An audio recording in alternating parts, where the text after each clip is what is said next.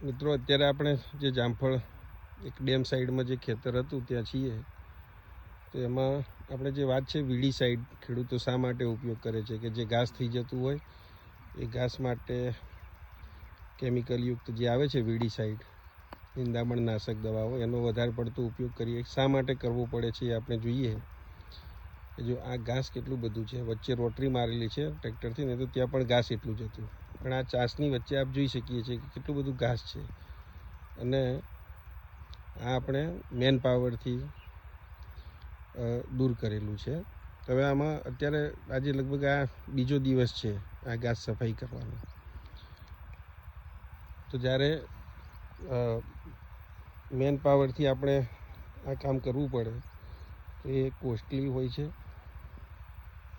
એ વાત સાચી કે જમીન બગડે ઓછી, પરંતુ સામાન્ય રીતે જે ખેડૂતોની જમીન ટૂંકી હોય અને માત્ર ખેતી પર જ નિર્ભર હોય તો એ ખેડૂતોને ઇકોનોમિકલી આર્થિક રીતે પરવડે નહીં, કારણ કે ઉત્પાદનના ભાવ પણ એટલા બધા હોતા નથી. સામે એ વસ્તુ પણ છે કે જો ઓર્ગેનિક છે તો જે લોકો સર્ટિફાઈડ ઓર્ગેનિક હોય તો એમને ડબલ ભાવ પણ મળતો હોય છે, પરંતુ સર્ટિફાઈડ ઓર્ગેનિક દરેક ખેડૂત પણ શક્ય નથી હોતું. તો પરિણામે એ લોકો વીડી સાઈડનો ખેડૂત મિત્રો ઉપયોગ કરતા હોય છે. જો આ સ્પષ્ટ દેખી શકાય છે.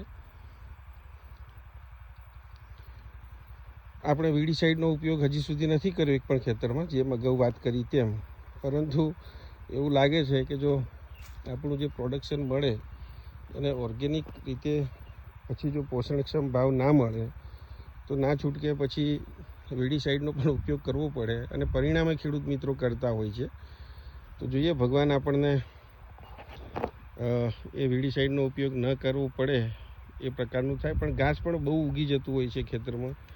આ વખતે ધરાર આપણે જિદ્દી બનીને વીડી સાઈડનો ઉપયોગ નથી કર્યો, પરંતુ જોઈ શકો છો કે કેટલું બધું ઘાસ થયેલું છે. અને ઘાસ ઉગવું એ પણ સતત ચાલતી પ્રક્રિયા છે. આ ઘાસ એટલું નીંદ્યું છે, પાછું ચાલુ થઈ જશે. અત્યારે આપણે 14 થી 15 માણસો આ રીતે કામ કરી રહ્યા હોય તો 300 રૂપિયા આપણે ગણીએ તો એનું પણ પેલું થતું હોય છે.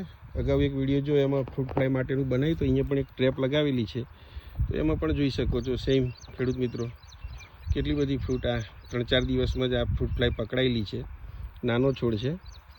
એટલે સાથે સાથે ખેડૂત મિત્રો જે છે એમને ફ્રૂટ ફ્લાયનો પણ ઉપયોગ કરજો કે જેથી બીજી ખોટી દવાઓનો ખર્ચો પણ ના કરવો પડે. તો બસ મિત્રો, આ નિંદામણનો જે ઇસ્યુ છે મેઇન, એ બાબતે એક વિડીયો શેર કરવો તો કરેલો છે આપણે. થેન્ક યુ મિત્રો.